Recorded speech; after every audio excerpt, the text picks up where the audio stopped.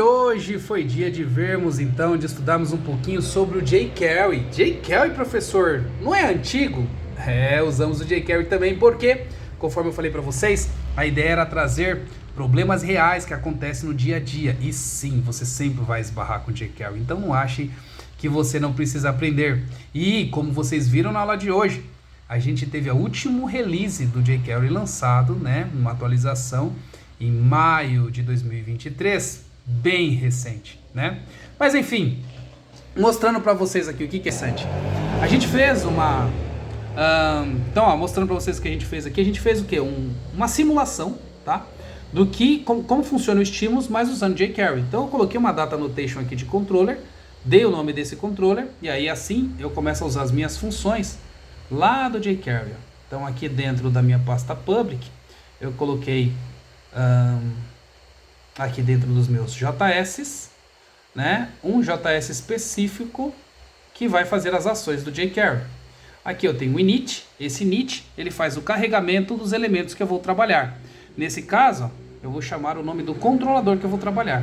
Esse controlador eu pego pelo data annotation. Então lá no data annotation eu tenho a ação que eu quero fazer.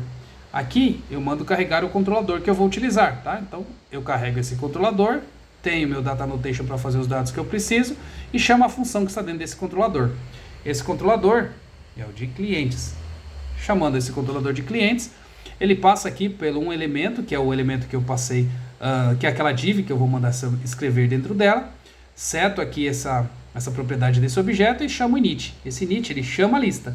A lista ele faz um outro carregamento dos outros templates, que aqui eu tenho o template específico e os outros itens.